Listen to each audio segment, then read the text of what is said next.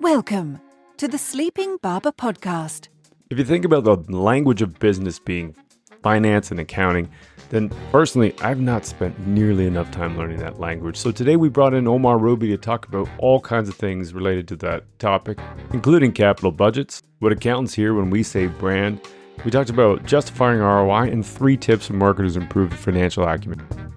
This episode's been sponsored by Quadical, fractional marketing leadership using evidence-based marketing practices. That's quadical.com. Welcome to the Sleeping Barber Podcast, a place for business leaders to get the best and most credible information on marketing, strategy, and innovation. Your hosts, Marc Binkley and Vassilis Douros, share their experiences as they gather insights from the world's leading experts. Now, on with the show. Welcome back to the show. Today, I'm super excited to have Omar Roubi on. Omar is the host and director of education and content at LumiQ, accounting instructor. So for anyone listening, thinking they're hearing a marketing show and listening to accounting, this is going to be great for you, for all of us. We're going to learn something. An accounting instructor at the University of Denver, or Colorado, Denver, and an author of an accounting textbook with Top Hat.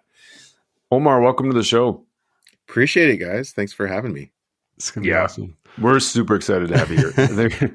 There's so much tension between marketing. You and I were chatting, like at the beginning of summer, I think. My wife's an accountant, and so every now and then we listen to her. Maybe explain LumiQ a little bit. Yeah. So LumiQ, we are a podcast platform for CPAs to get their continuing education credits, essentially. So CPAs in Canada, US, overseas, they have to get, so many hours of education every year. So we provide it in a very easy to digest, enjoyable manner through mainly podcasts. We do have some video content, but we cover our technical accounting, audit, and tax topics, but we also cover, general business learnings, management, leadership, ethics, technology, personal development, communication. We run the gamut there. So we're aimed at CPAs there to educate them both on their technical skills, but also their non-technical skills as well. Mm-hmm. It's cool. Like I've passed all your tests at the end. Oh, good. So far. So far. I've listened to a lot of them. They're great. The Brie X one is crazy. It's amazing. It's like we get to have, our mission is making professional education enjoyable. And this, we hope, the podcasts that we produce are ones that you would listen to even if you didn't have to get your continuing education credits. And we uncover, these crazy business stories like the Brie X one. A guy in the 90s tried to buy an NHL team with no money. Yeah, that one was fascinating. And it actually worked for like 6 months or so. Yeah. Right. John Spano, I think. Yeah. I thought originally you were talking about Jim Balzilli, but it's in the 90s. I'm like, no, that's not. Oh, no. Maybe. Well, we've had Jim Balzilli on the platform, not for the failed attempt to have a Hamilton team, but we're able to uncover all these really interesting stories, and we pull out the business learning because we are an education first platform. But again, we're trying to balance that education and entertainment with our stories there. And I think the one, Marc, you listened to that you reached out about the Target Canada, I think was a perfect example of there's educational learnings, but also there's an entertainment, and there's a real world ramifications to that. As if anyone that's listening will know. Yeah, and we're going to talk a little bit about Target Canada today because for most Canadians, it was a huge deal. Like we all used to drive across the border because we loved Target, and it was like it was a pilgrimage kind of thing, and we loved it. And then Target came to Canada, announced it, and this story that you guys unpacked and put together is insane. It's so good. Like it's such a good story, such good learning. Yeah. But we're going to talk a little bit about that. And originally when I reached out to you, it was mostly to say like, holy shit, this is an amazing story. And I think we can learn from this. So I think we're going to talk a lot about some of those things that we learned about with Target Canada case study. So maybe let's just start there. Like for a lot of Canadians and anyone else that's listening, probably most people have heard of Target, giant retailer in the States, super successful. They're exclusively in the States, as far as I know, up until this point in time. So around 2010, 2010-ish, exclusively in the US. They decided they were going to try and expand into Canada. For anyone that doesn't know, Canada, big giant country, lots of people along the border, but not really. And it's a huge border, like 7,000-8,000 kilometers long or something like that. I think it's the longest border in the world. I think it might be something like that. So I'm just giving the background of this because when they say they're coming to Canada, there's a whole bunch of implications to that. We also have 2 languages, which are important to think about because you've got French and English that you have to work in, which has implications for Target Canada.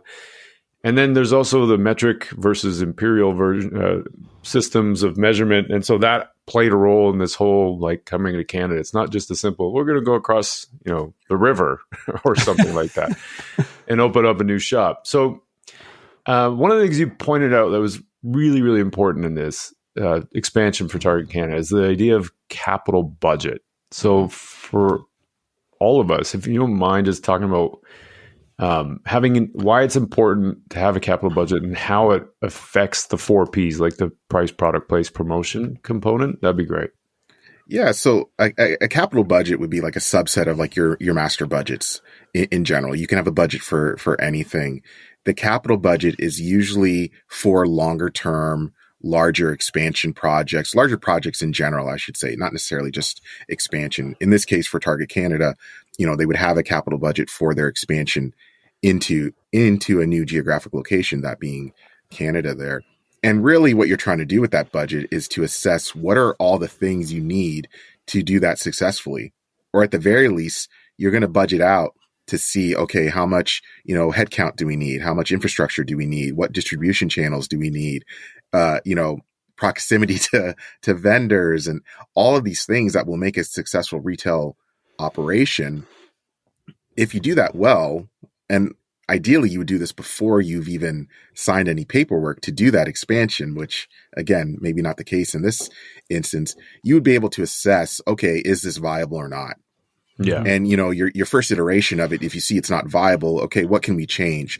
Can we do it at a smaller scale than we anticipated? Can we focus on maybe certain geographic locations? Can we get away with less headcount? You can modify some of those inputs to see, can you make it work there? But really the goal of that capital budget is to assess, what do you need?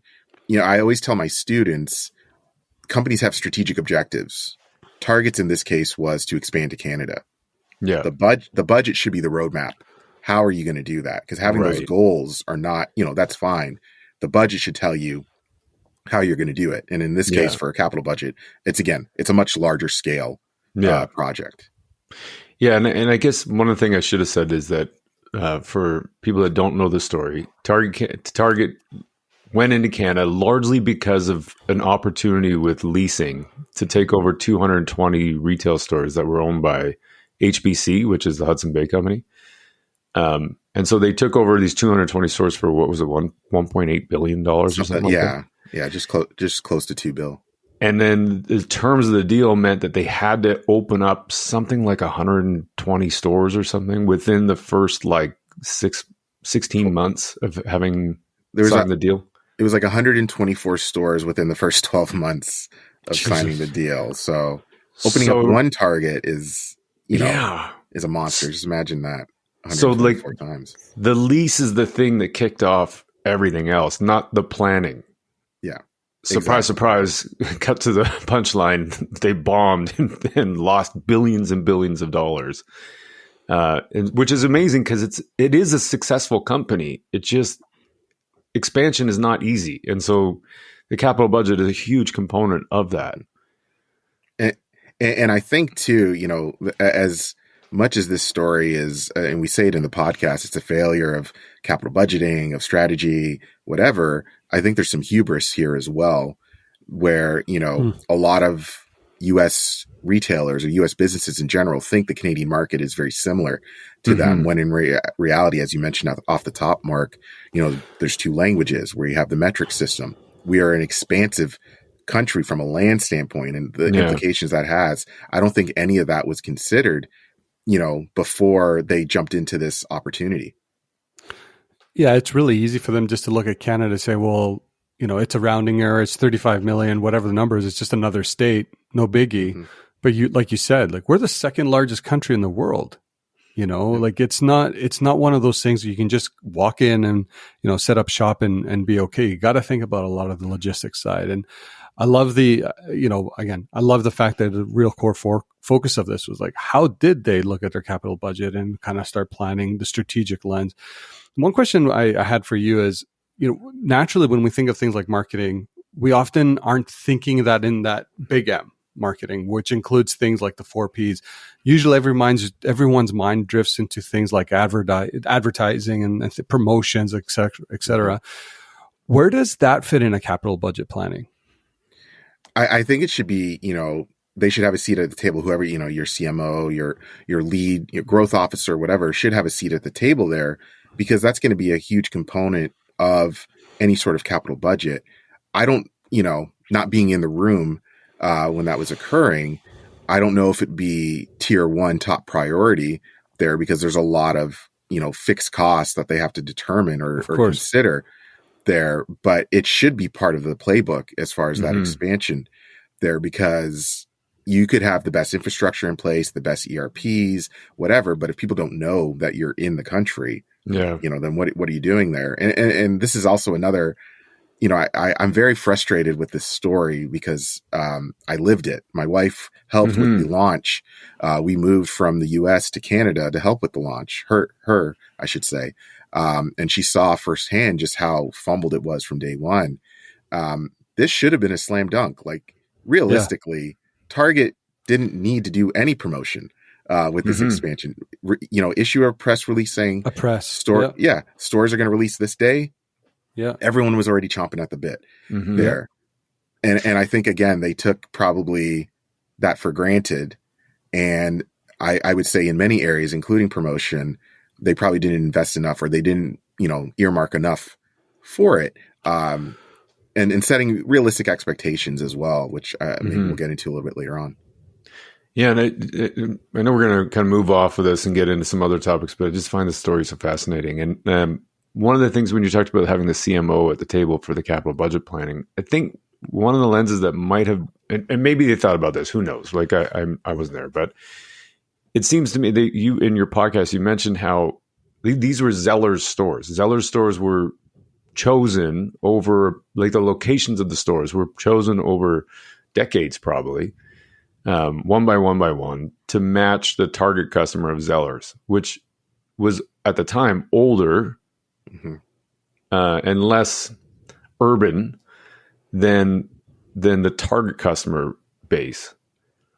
Target's target customer base. And so you inherit like these locations, great, good deal on the lease, but if they're not in the right position for the kind of customer you're trying to reach, I think that's maybe some of the lens that the marketing team could have weighed in on, maybe more so than what they had. I don't know if that's true, but it seems to me there's like a role there. I 100% agree with you, Mark. I think they again assumed, or they didn't really realize the difference in the average consumer in Canada in general, let alone a Zellers consumer. They probably hadn't even heard of Zellers until they put pen to paper on the lease. I mean, Zellers had been, even so myself growing up here, like I'd stopped shopping at Zellers before they went under. And it was also, and then living in the US, it was a very different experience shopping at a Zellers versus shopping at a Target. There were different types of neighborhoods Targets were in versus a Zellers, different type of, product and experience and everything. And I think that's where, in the capital planning or capital budgeting standpoint, or even just the pre, planning here, I don't think that market research, that idea of who the customer is, that target market, was taken into account. They assumed we'll build it and then people will, Mark, like you said, pilgrimage to the different stores, when in reality, that's not what happened. Yeah. You know what the kicker is? Zellers is back and Target isn't here. Right. Yeah. It's not, well, it's even, and on top of that, Hudson Bay has now started selling a line of Target kids clothing, Cat and Jack. So you can probably find it right next to the Zellers pop-ups in Hudson Bay. So it's some weird poetic justice. I'm not sure what to call it, but it's so Inception. It is. Right? It really is. Like, and it's almost like if we had done that soft launch first to test the waters, who knows what it would have looked like there. But if you get a bargain deal on a bunch of leases, I guess you have to take it. Yeah. Maybe. Or you don't. Yeah. And I don't want to. I do want to stress, like, I don't fault the leaders, because the expansion was probably on their mind for years before this, and then they were given this. It fell into their lap essentially. So it's hard not to. And this way, capital markets go, like, growth. This was an easy growth play on the surface. Totally. But even at that, though, there's like this idea of marketers creating demand, right? And so fine, but there was obviously demand for Target because people were going there into the States all the time and loved it and talked about it and all that kind of thing. But then it shows up here, but then the product, because of some of the gaffes they had, there's not product in the stores. So then they erode demand because they can't deliver on a good promise that they're making to the customer, which is everyday low prices and all your locals, all your everyday items. Because none of the everyday items are in the shop; they're in the stores. Yeah. So, like, there's no amount of marketing that could have, like, marketing, small m, advertising that could have fixed that problem. Because it's not necessarily a marketing problem; it's like a whole team problem. Yeah. Marketing, I think, I would imagine, was maybe afterthought is too strong of a word, but like I said, it wasn't top priority. Because they assumed that the pent-up demand for years of Canadians going over the border, they probably didn't have to spend as much to, almost educate the audience or educate the customer on the fact that, what you're paying for a T-shirt when you go over the border, it's not going to be the exact same as what you get in Canada, or the product mix is going to be different, or their own, they shot themselves in the foot with their own supply chain and distribution channels as well.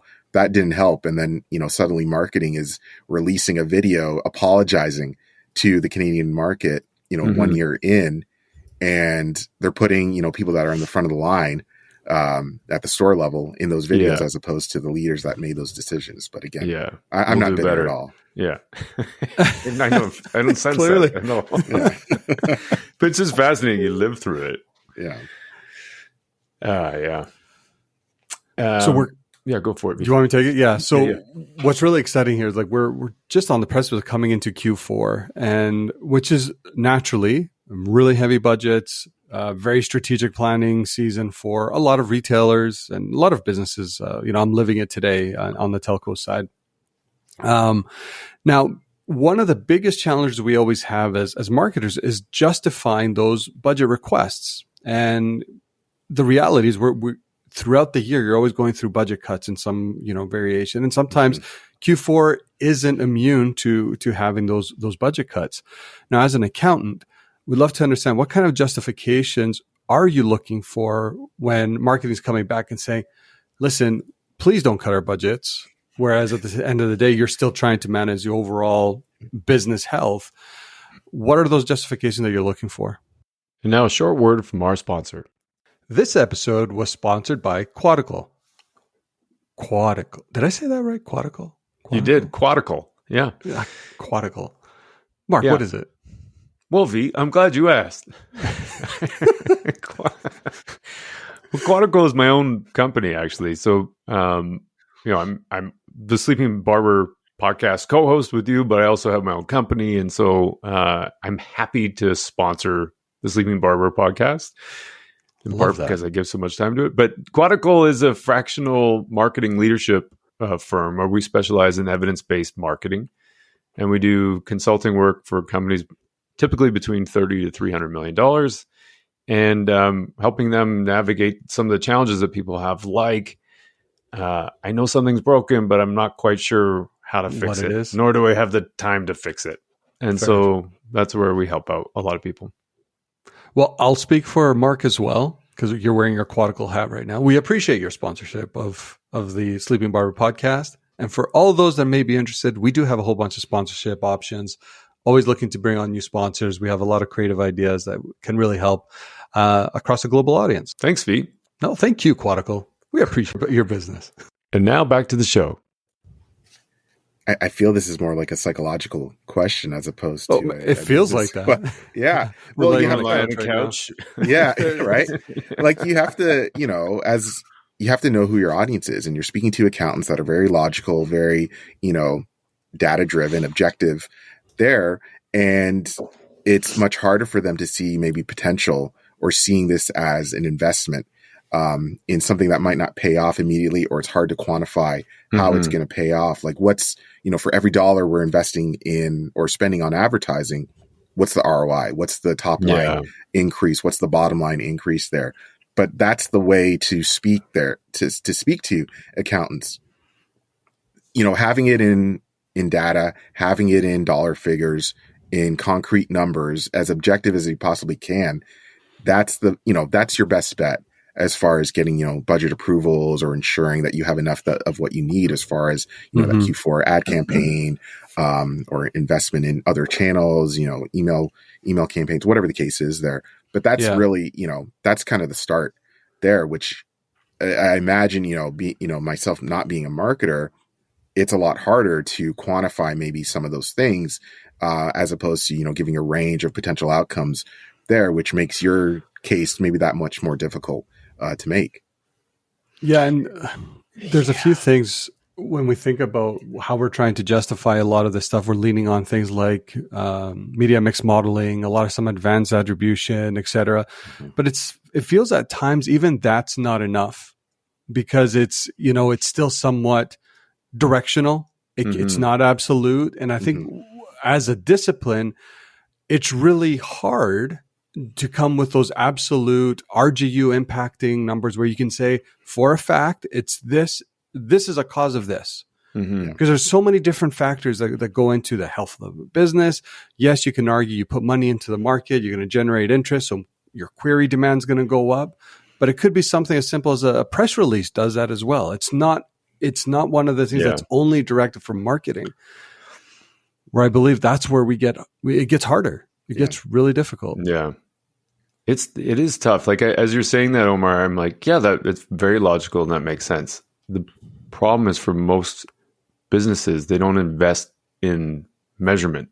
Yeah. Other than through the platforms you spend money on, which tell you that their platform is amazing. So you're like, well, I'll do more of that. Yeah. So I kind of wonder if there's a base of which you need to have an agreement on. And also there's a perception that marketing, specifically advertising, is like an on-off switch. You turn it on and you get X. You turn it off and X goes away. And it doesn't work like that. And so I wonder if there's a need to have more education on how advertising actually works within the executive team, so that everybody has an understanding of what you're asking me to do when you're saying an ROI, and it's very logical. Predict an ROI is that you're asking me to predict the future, and for most cases, that's about as good as a monkey throwing darts. and it feels almost hypocritical for if you're coming to me as I'm the accountant and I'm asking you to predict the future, even though a lot of the work I do is more reporting on the past. Right. And it's almost like I want you to do the thing that I can't do. Right. But it's very difficult for you to do that. Yeah. Yeah. And I think the best way to do that, though, is using that historical data to show with these campaigns, we saw X growth of top line or funnel, sales funnel, whatever the case is there. I think, again, rooting it into something that, is quantifiable, it is somewhat objective. Yeah. I think that is, again, the best course of action to appeal to these decision makers, especially, ones in finance and accounting there, but also to your point, Mark, when you were describing that, like the word education was coming to mind too, because, myself, when I joined LumiQ, 3+ years ago, I'd been in public accounting, I'd been in industry, and I'd been in academia. I never worked for a startup. I never really worked for a quote unquote real business. I didn't really understand, other aspects of the business, and especially, the marketing and what they really do. Like, I thought it was, they make the campaigns, they make everything look pretty, they get the name and the branding out there. The coloring department. Yeah, exactly. Yeah, exactly. And I think there's a lot of people don't go out of the lines. Don't go outside the lines. Yeah.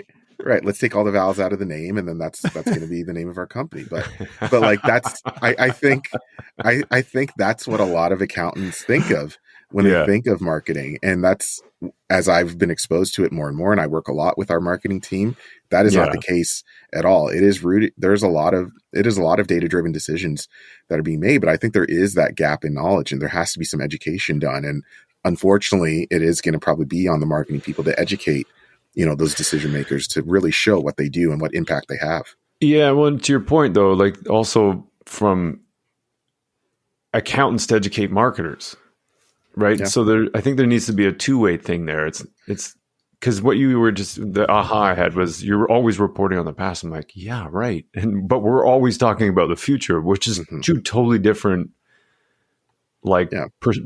points of view. And so one of the things I thought of is, well, if you had something like a paired market test where you're working with the accounting team and executive team or whoever, to set up paired market tests to learn and figure out what you can do to create historical data that you can refer back to, like almost your own case studies, then you can have some kind of level of confidence and relationship with the rest of the team that allows you to understand what actually is happening when we do a campaign X in the market like this, and here's the impact it had or didn't, and here's what we learned from it, and all those kinds of things. And so as long as that information is shared, I think that's a good starting point. I love that idea. I mean, like, getting exposure to how other functions work, and obviously teaching other functions how accounting and finance work as well.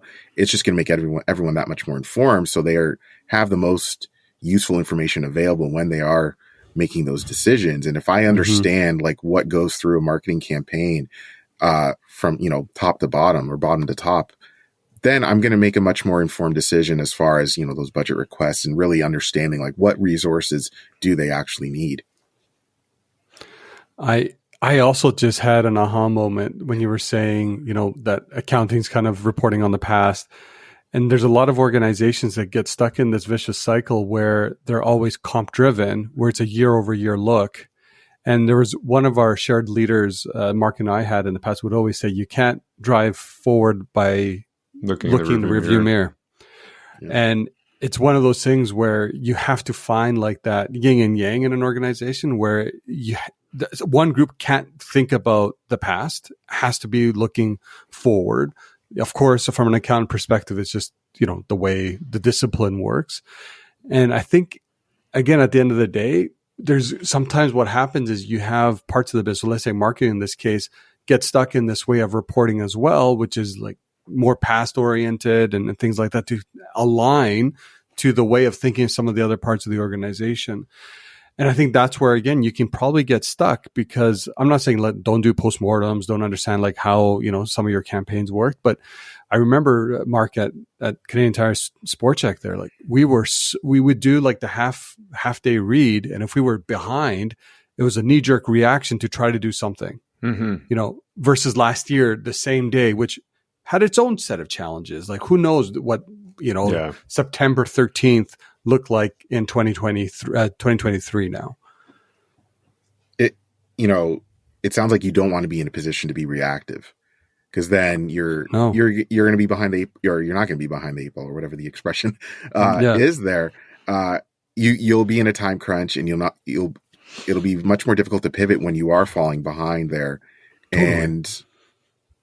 And I think from a vision and a strategy standpoint, you are not going to put your best foot forward. You're not going to make the right decisions essentially there. If you're everyone is focused on what has already happened as opposed to looking forward. When we're talking about, requesting a budget, and you're saying, provide some infrastructure or structure around the request, and put it in some kind of terminology that allows me to feel there's a confidence in what you're asking for. It makes me think of like ROI specifically. and so you're kind of asking me to project the ROI of this campaign. I want to put $1 in, and how much am I going to get back out? And so, like, do we misunderstand? I'm saying we as in marketers, do we misunderstand what return is? Like, is it always that you want to see a 4-to-1 ratio, or is there something else about return that we just don't understand? Well, I think you have to define, or the organization has to define, what is the actual return.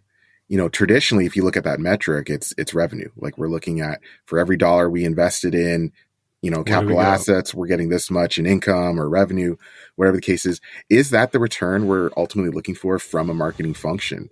Do we want that? Or do we want, qualified sales leads? Do we want, engagement on, certain campaigns or whatever? I think that's where there has to be alignment from all parties involved there, accounting, marketing, other senior leadership, to really define what is that return that we're looking for from the investment that we're making. And I think also just treating it as an investment, as opposed to treating it as an expenditure, and that's where the accounting brain can muddy the waters there, because from an accounting, a GAAP accounting standpoint, every dollar that's spent, we're going to expense it on the income statement. So that's going to hurt, it diminishes profitability there without seeing that return immediately. There's a mismatch as far as when that benefit is going to actually be received, which can impact the financials. And that's where the hesitation, I think, from the accounting side gets in when we, or finance, when we are approving these budgets, and it's harder to make that link between what we're spending versus what's the benefit there. So I think to your point, it sounds like a theme here is really education on all fronts and understanding what is the actual return we're looking for every dollar that we're spending. Marc, do you remember, who did we talk to? Where did we come across this notion that how can you get a company to add your brand as an asset on the ledger? Do you remember who mentioned something like that? I don't remember exactly. I feel like it might have been Dave Bunce, maybe. From a while back, but I think it's a difference between GAAP accounting, and maybe you can talk about this, Omar. Like, I think in the EU, there's a different accounting system that they have, right? And brand is included on that, whereas it's not included on GAAP or something. This is where my limitation of knowledge is obviously apparent. So high level, we have international financial reporting standards, and then we have, which most industrialized companies utilize, or countries use as their accounting framework. And then in the US, they have US GAAP, which are, slightly different. There's some philosophical differences between the two. But as far as this issue of branding and intangibles, really the accounting rules, there is a lot of discussion, I would say, as far as how those intangibles should be reported on the financials. And specifically, things like institutional knowledge, branding, those sorts of things. I did a podcast with a researcher. He's a Canada Research Chair at the University of Calgary, Anup Srivastava, and he does a lot of research on intangibles and how it's reported. And essentially, he says that the current financial reporting systems fail the reporting of intangibles, because those things, like, how do you, for Apple, how do you value the brand of Apple versus all the physical assets that they have and the patents and that kind of stuff? It's, we would be making 3 different guesses there, but financial accounting doesn't like that uncertainty.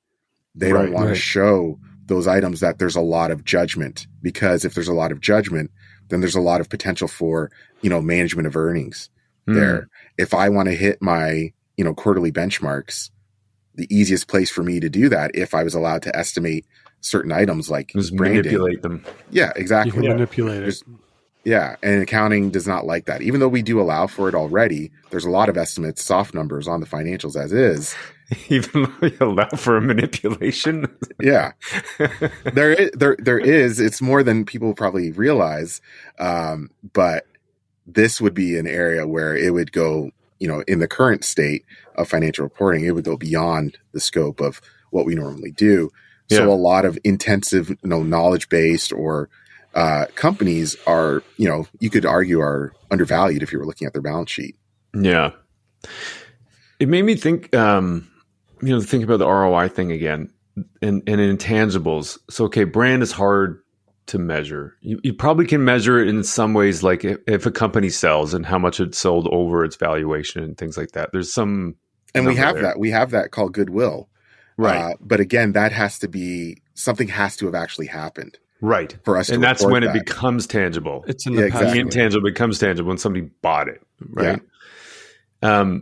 The other thing you mentioned though was when you were talking about ROI a couple seconds ago was the timeline. I just want to talk about that too, because thinking back to the Target thing, there's a $1.8 billion investment.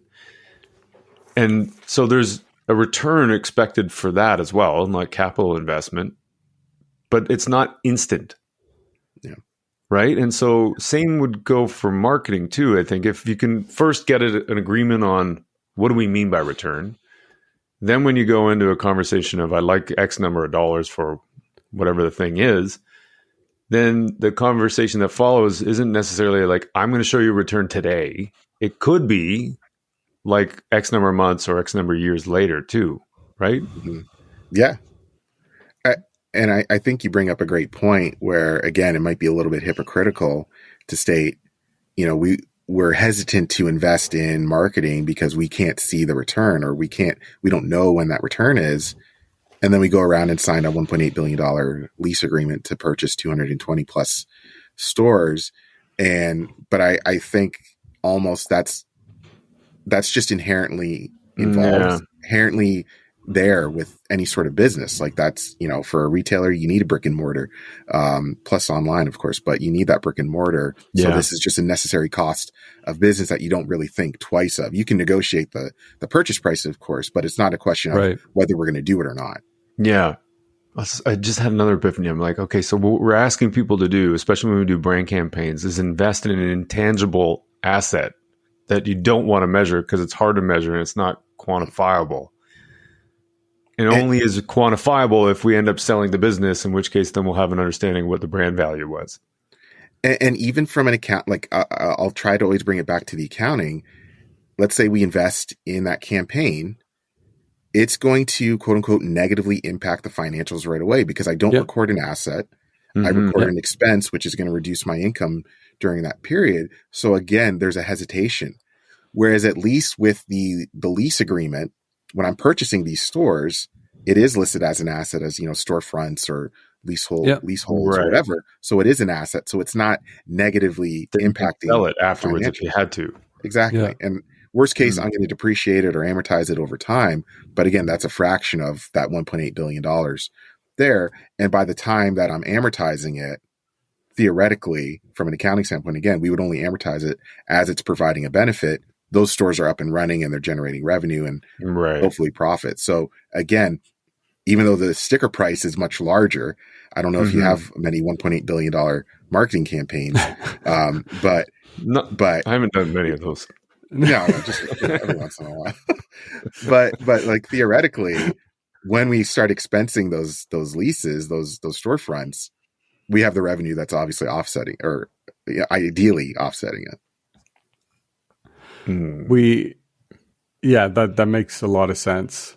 But yeah, like you, Marc, I haven't done many $1.8 billion campaigns. It's they're tough to come by. There's that one anymore. the other day, but yeah, other than that one, it's been a while since I've had one. Right. You've probably done so many, you just forgot them. So that's also fair. Yeah, so many awards. So we try on the podcast to bring back some real tangible examples or, kind of ways of thinking, frameworks, etc. And in your experience right now, because like you said, you talked about, being on that academia side, being in the industry, even, being a host on a podcast as well. Have you come across, or do you have any examples of a process or just kind of ways of working, if you will, that helps improve that strategic budgeting conversation between marketing and finance? So I've talked to a lot of, and I can't say I've done it, but I've talked to a lot of people that have. And it always comes back to the element of storytelling. I think you brought it up earlier in the episode. And storytelling tied with data is music to the ears of finance and accounting people. Because not only are you giving me numbers, but if you're putting it into context what these mean and what is that impact on the business, ultimately to the financials, I think that's the best approach to have, to at the very least have them understand what resources you need and what is the impact to the business. Because if you can tell me I'm going to, I need X amount of dollars, it's going to increase revenue at this rate over this time period, and therefore that's going to flow to my bottom line in this manner, and this is how I'm going to do it, I think that's the best approach. But again, it gets to the point of it's hard to quantify that or hard to estimate that. So even if it's a range, a relatively small range, plus or minus whatever, 5%, I think that is the best approach to having those conversations and successfully, pitching your perspective and whatever your request is there. I wonder, you mentioned finance and accounting, and here I am sitting there thinking and we're almost like you're saying finance and accounting, and then we're talking about financials, and I'm like, they all kind of blend together, but they're different functions. They're different, yeah. Do you mind explaining the difference between the two of them? Because I think that might also help. Yeah, I think, so at LumiQ, we're a smaller company.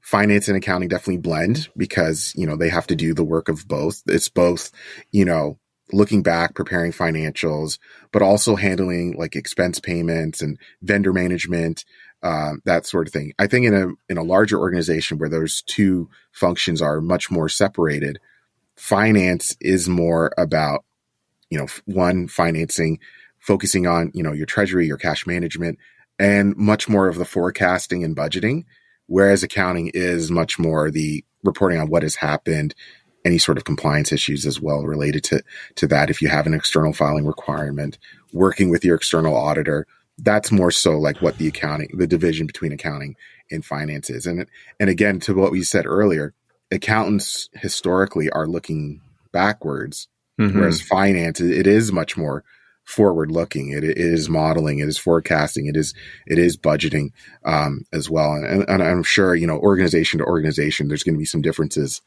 from there, but that's generally what we see. So in a way, it might be better for marketers to align with finance than accounting. Buddy up with your finance people. Yeah. Your accountants are, we're much more introverted, and you marketing people are maybe a little too much for us as well. So,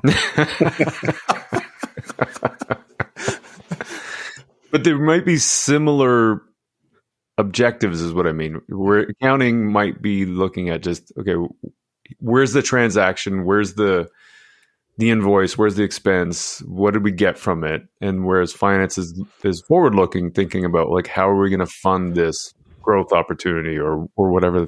They're looking more towards less predictable, less tangible things. Yeah. And I think too, like in a quote unquote regular organization, you would be requesting or pitching to finance or as opposed to the accountant is more accounting for where are those dollars going. Whereas finance is making more of those decisions as far as, okay, we're going to allocate X amount to marketing and to HR and so on and so forth. Yeah, that's a great point. Yeah. When it's funny, I was in a meeting a couple weeks ago and we were, again, speaking to executive level. And the one thing that it rang true when, especially in this conversation right now, is we're going through campaign performance. And of course, we're, as marketers, we're showcasing all of our KPIs. Here's the great things that we did from a familiarity perspective, awareness increased, query volume went up. And at the time, they had one very simple question. What was the RGU impact? How can you quantify the RGU impact on your I don't even know what RGU effort? is. Can you tell me what? Revenue generating units. Okay. So it's a universal metric in telco that they use. And when we go back to the things like, well, if we're leaning on last click attribution, it becomes a wild ass guess, a WAG. Like we don't know because again, we're not. I love that. Technical term, right? The technical term for a hypothesis in marketing is a WAG. And it becomes difficult because you can't with 100% confidence sit there and say, this was the exact impact that we did. Yeah. You have to almost allow for a level of variability in some capacity, because again, the discipline is difficult to measure in a moment. And when we can't answer that simple question, that's when you lose the confidence of leadership. Yeah, I think your acronyms are way better than the accounting ones. So much more funner and colorful. Mm-hmm. But I think too, like just looking at it from like an actual, function and operational standpoint, you could have the best marketing campaign, the best branding, whatever, the best email campaign, whatever it is, but it's still up to someone else to make the decision to engage with your product, to buy your product stuff. Mm-hmm. And I think for a lot of, whether it's finance, whether it's accounting, it's that disconnection. It makes them very hard to really, truly value the potential impact of a well-run marketing function. And I'll say at LumiQ, we have built up our marketing team over the last year, and I've firsthand seen how important and how impactful it is and how it does generate to, potential sales and eventual sales.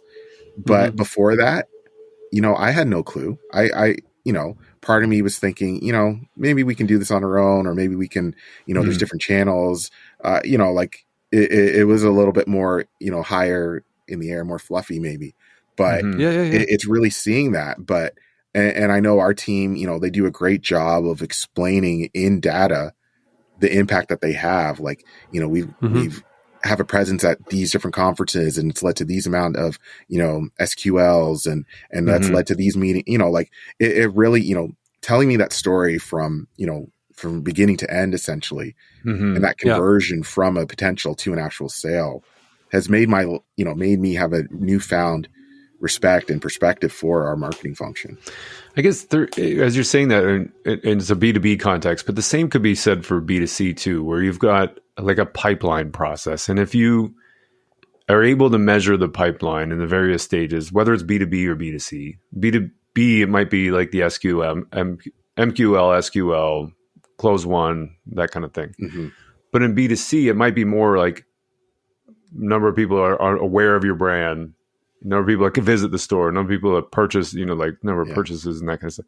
So there's a lot of similarities there. But I think if there's a certain level of predictability with that, or awareness of that, then you kind of get towards that understanding of, well, we put in a stimulus in the market and it generated this impact here. And we should see the ROI of that in this timeline, because this is generally how long it takes people to get through our system. Or the shopping experience, or whatever it is. So it's interesting that you're saying it like that. And I know we've talked about like, the funnel or whatever you want to call it, but there's I think you can have a good conversation, especially if you insert the timeline. Yeah. I agree. Cause even, if you're asking for a lot, but it's a 18-month horizon, that's a harder pill for people to swallow, as opposed to if you can, versus a 6-month, or like just telling me like realistically how long a process normally takes. Cause again, I talk with I interact with not only our marketing people, but our salespeople quite a bit. I help educate them on the platform and who our audience is and everything. Each deal is different, and it's based off of, the customer segment that we're going after. If it's a smaller B2B, those can be, a few months. Whereas if it's a larger enterprise client, we've had some that are, 18 months, 2 years there. Yeah. But again, me being an accountant, I had no clue of that. I just assumed, you email them, you harass them a little bit, you get them on the line. How hard could it be? Later. Yeah, exactly. Like, give me a phone, give me a list, and I'll start calling people. But, but it's, as the two of you know better than me, that's not the case at all. And like, there is a playbook, and there's a process, and I wonder too, and I hate rooting it back in LumiQ, but we are a younger company, and we don't have as much of that historical data to show, how long these types of different deals or with different customers take. But we are getting that more and more, and we're getting a better sense of that. So for a more established company, I imagine, marketing's pitch to show like these, this investment will take this much and turn into this, it has to be a lot easier than a company that doesn't have as much historical data to lean on. You'd think. You think, yeah, that's again me theorizing. Yeah. And just to finish on that thought, I think you're also on the marketing side probably shooting yourself in the foot if you overpromise.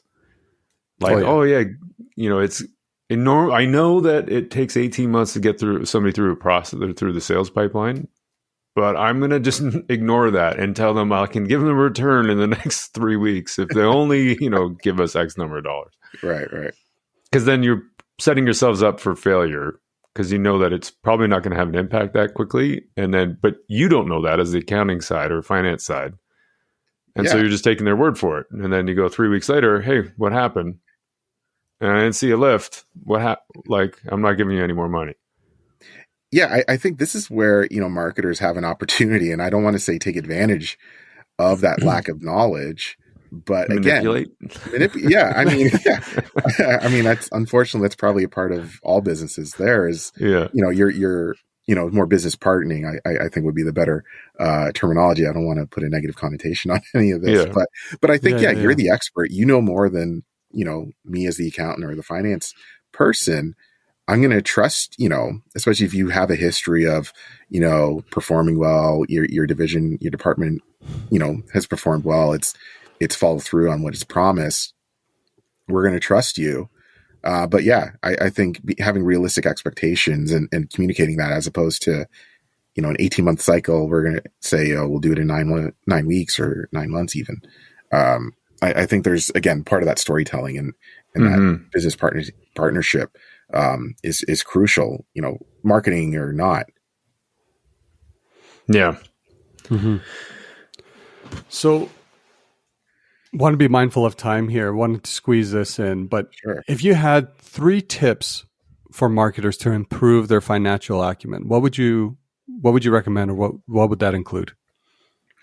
I think marketers are not, because I deal with, on our own team, a lot of people that don't have a, financial background. And I would say the first thing I would do is pick any company that you're interested in. If you're an Apple devotee, pull up their annual report and just read it. I know that's a very tall task, an ask of you, but I would go through the financials. I would go through the notes to the financials. Usually in those annual reports, they also have, these non-GAAP or non-IFRS financial statements or charts or whatever. That really gives you insight into the heartbeat of the business, like what they are focusing on, how they do what they do, and how they, what their financial results they're looking for there. Because it gives you great insight. If they're giving you information on, units per region, average price, then you're getting a sense of, okay, these are the things that they value. Obviously, if they're willing to track it and report on it, I would say that's the biggest thing. And in addition, in that annual report, there's the MD&A, there's the notes to the financials, there's the letter to the shareholders. There's so much good information there. And for better or worse, it is using the language of business. And a lot of those, there's a lot of corporate jargon in there.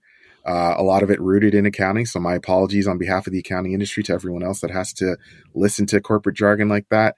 But I think, it's just like when you're learning any language, you want to read anything in that language. If you want to become financially, literate and beyond, the best place to go, I would say, is the annual reports for any publicly traded company. And again, if you're in a SaaS business, look at the annual reports for other SaaS platforms or SaaS companies that are publicly traded. If you're a retailer, read Target's annual report to see not only how do they talk about it, but what is important to them. Because if it's important, they're going to have it in that annual report for their external users of those financials. Yeah, that's a good one. That is a good one. As far as other tips, I would say, again, if you're a marketer in an organization, literally just go talk to finance or go talk to accounting and just see what are they actually working on. Mm-hmm. Because the way they're going to describe it, they are going to use their terminology. They're going to use the things that they're focused on. They're going to use their acronyms, which again aren't as cool as marketers acronyms. But I would say, like, talk to the people that you are eventually going to be not only partnering with but pitching to. with, because they're going to tell you, how they receive information or how they think of information by the way they speak it to you. So I would say, I don't know if that was 3 tips. I think it might be like one really large one and maybe one smaller one there. But those would be, what I advise. And I guess another one is just listen to other experts, listen to podcasts like this, listen to, read. Thanks for the plug. Of course. And LumiQ. Of course. Well, hey, I didn't ask for that, Yeah. but I'll take it. But like, read your Wall Street journals, watch your Bloombergs, your CNBCs. Because again, that's, they're speaking in the language of business. They are talking in terms that are going to be used in your organization. Like you have to engross yourself into this language, I would say, because it's only going to pump up your financial acumen there, because those people are speaking in, they're highlighting things that are important to everyday organizations. So I think education, it really comes down to that.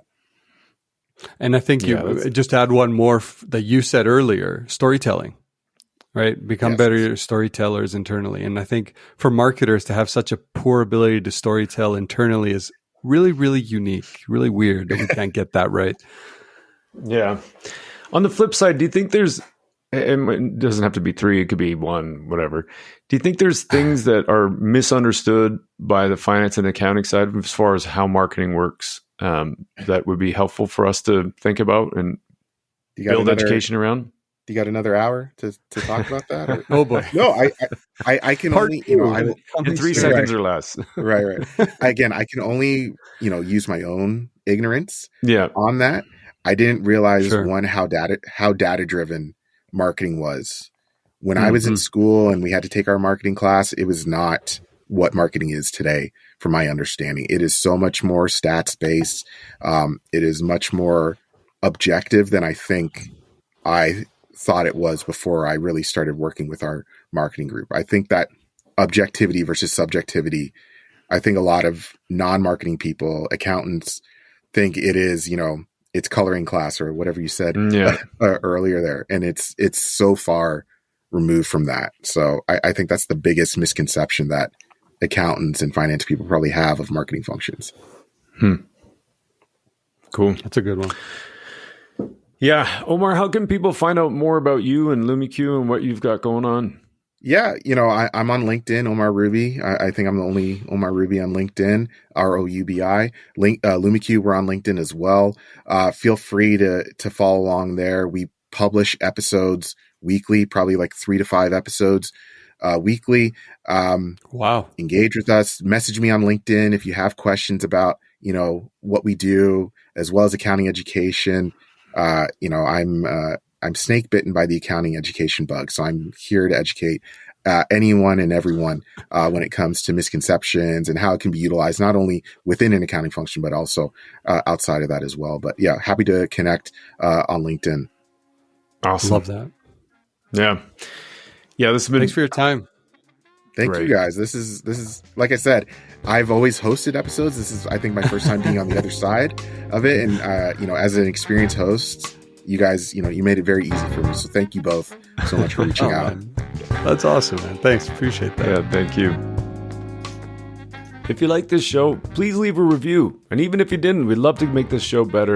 And your feedback will help us do that. Coming in for the post-pod. Post-pod. Post-pod. Omar Roubi's post-pod. Did I do that right? Yes. I don't know if I did that right. Yeah, Omar Roubi. Yeah. What do you mean you didn't? Like, that was perfect. No, I meant like my jingle coming in. Oh, what's that? Oh, the jingle was really good. The jingle. I was trying to do like a little. Yeah, I felt it.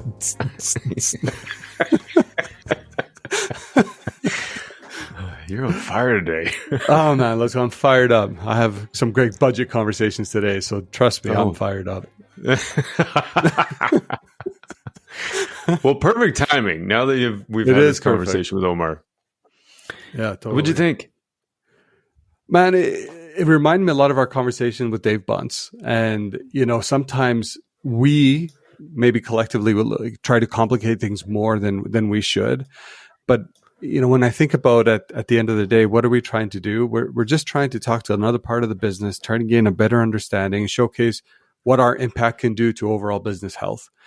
And the best way we can do that, it's going to be different for every organization, every marketing team, but like root yourself in some of those data elements that can help tell that and craft that story.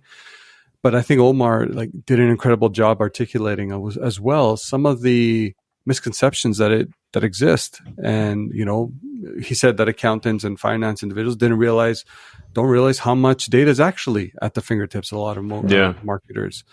So I think just constantly having the conversation will go a long way. It'll take time, but I don't know. What did you think?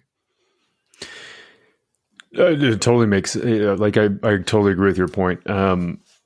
Even so far as like how advertising works, I think it's important for us to really understand. It makes me think of that conversation we had with Cone Pals, and we've talked about it with Tom Roach, and there's tons of stuff. Like even Les Binette's got this great video on YouTube about how advertising really works. Same thing with all the Ehrenberg Bass Institute. Like if our stance is that advertising is a turn it on, generate like invest cash, you're going to get it. It's a Plinko machine. At the bottom of that, there's a dollars that come out. If you think of it that way, and you believe it's a strong force, and that it has an instant return, an instant measurable return, then you're going into these budgeting conversations probably armed with incorrect information and unrealistic expectations, which then sets you up for failure. You know what I mean? Like, so I think it's important for us to even have an understanding of and be able to explain how advertising actually works. Because having an understanding of market dynamics, like not everybody's buying now and all that kind of stuff. And like all that stuff is really good base information to have valuable, intelligent conversations and accountable conversations with accounting and finance. I loved, there towards the end, we talked about, some of the three tips that he would have had, for marketers. And the first thing he said off the bat was like, read annual reports. If you want to understand what's important to the business, read your own annual report. Yeah. Like how many employees actually read their own company's annual report? Right. And I'll be honest, very few. And if it hadn't been for taking the MBA, and getting a little bit more comfortable and navigating an annual report, understanding some of the numbers, I probably still would have been that person that be like, no, let's let finance deal with that. I'm not dealing with that. But it's a huge window into an org. Oh, huge. Yeah. So, I mean, even for competitor analysis, like, there's so much you can understand about how other companies operate. Yeah. Yeah, it's a really good point. How comfortable are marketers looking at an annual report? Read the letter to the shareholders. Yeah, other than maybe designing it. That's such a good point. We're involved. Put the logo in the top left. Yeah. Anyways, yeah. No, it's a really good it's a really good starting point. Yeah, and then the simple as just going across the hall and shaking hands with somebody that works in accounting and finance and asking them questions. It's like just that bridge building stuff it makes tons of sense, because then you're not in a position where Q4 you're asking for a budget. It's not the first time you're meeting somebody. You know what I mean? They have familiarity with you. They have an understanding what you're trying to do. We have an understanding what they're trying to do, and so. That kind of relationship building between the two departments is really valuable over time, not just in a moment of time when I'm asking for money. Because then it's like sales, and I'm just like, I'm a lineup. Totally. I'm a person in the lineup asking for cash. Yeah, and actually that goes back to another point that Omar made, is marketers probably are more aligned to finance professionals than they are to accounting professionals. Right. So again, depending on the organization, how big and how small the org is, look to align yourself to, those that think about the future of the organization more, which is those on the finance side, right? Naturally. Yeah. And the reality is they're the ones that release the funds to all these different budget line items. So like A&P or, other budgets or other expenditures. So again, it goes back to, what is your comfort level? And I think naturally as marketers, we're more intimidated by finance because of their proximity to business and the overall health of the business, because they live and breathe those functions day in and day out. Whereas we operate in this kind of isolated state, using our own KPIs. And I think, again, it goes back to, is it finance has to have closer to marketing, or marketing have to go? I think marketing has to come first closer to finance to bring finance closer to marketing. It's not going to happen the other way around. No.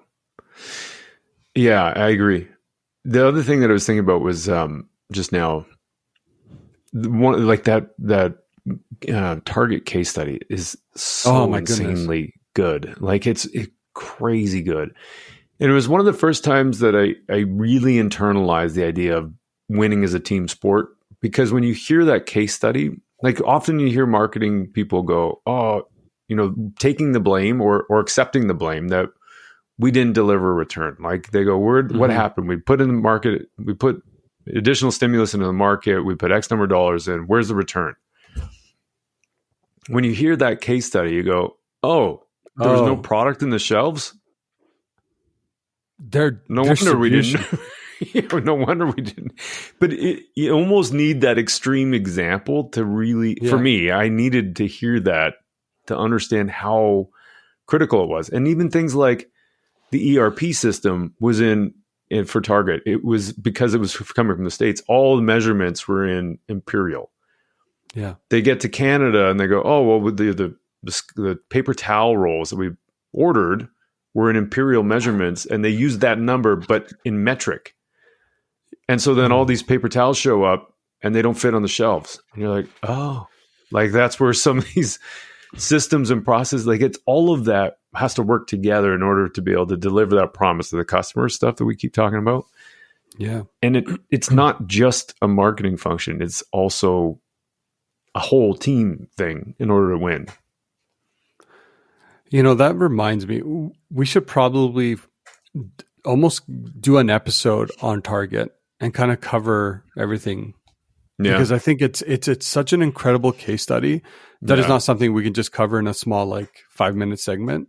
Yeah. I think there's so much there that not only marketers can pull out, but also strategic business thinkers as well, because you're right. Like a lot of the things that you felt that would have been, or maybe how the organization approached it, and none of us were in those rooms. It's like, it's same. What we have in our ERP already, this should be fine, right? Yeah. And negating the nuances that exist for such a small country in terms of population, all the different, we talked about language, we talked about just the sheer size of the country, the logistics behind that, the moving of freight and goods and service. Like it's just, it's not the same. It's not the same. Yeah. Yeah, that would be a good one. We should definitely do that. It could be a whole Barber's Breach case study on, or an episode, entirely on its own. Exactly. Yeah. Any other thoughts about the conversation with Omar? Just going back to my notes here. I think I've covered pretty much anything. Like he articulated, stay educated. Keep. Listen to podcasts, and we definitely would recommend listening to LumiQ's podcast as well. Like it's a great resource for you to kind of broaden your understanding on all things, accounting, if you will. And there's some finance sprinkled in there as well, which is good. But I think as marketers, that's what we owe ourselves. Is our space evolves. We should also be investing as much time as possible, getting more information on how the business operates, so then we can storytell internally better than we do today. Yeah. And it comes back to wanting to do that, because again, it's very easy for us in our day-to-day to be like, I don't have time for that. Yeah. Well, you'll regret those very words the moment you go to finance to ask for money. If you haven't spent time nurturing or, identifying those things that they need to know or hear from you to either feel confident to give you money. Yeah. Right. Yeah. Yeah. And the last thought I had was just around that idea of brand and being intangible. And an intangible thing isn't measured by accounting because it's too subjective. Yeah. So yeah, I like the idea of, obviously it's important. Obviously it has impact on profit, which isn't always the same thing that's driving people's decision making, because it could often be revenue, not profit. Yeah. Even though you and I chase profitability all the time, not everybody all the else time. does. Yeah, not everybody else does. So, but if you understand, like thinking back to the annual report conversation, if you understand the language and what the is important to the company, then that might help position the brand part better, because it's just by saying brand, it's going to be an intangible asset, and instantly people are going to lump that in an intangible asset, which they don't measure. So it has no value. Great point. Until it's proven that it has some kind of value, in which case it's the company. When you sell. Yeah. Yeah. Yeah. Exactly. So yeah, it was interesting. Yeah. So smart. No, just I have lots of questions. This is great, man. This is great. Yeah, this is a good conversation. I'm really grateful we had him on. Yeah, Omar, if you're still listening, thank you for your time today. We genuinely appreciate it, and thanks for sharing your insights. Yeah, and then like I said, V, I've got an appointment with Profit, so I'm going to probably have to jump here in a second. But you actually got a meeting with them? I can't get a meeting with them. What did you do? They're really hard to get a hold of. But I know. But I swung one for 9 a.m., so I just got to go prep for that profit session. That profit, amazing. Yeah. Well, keep chasing that profitability, my friend. You got this. Okay, buddy. All right. Have a great rest of your day. All right.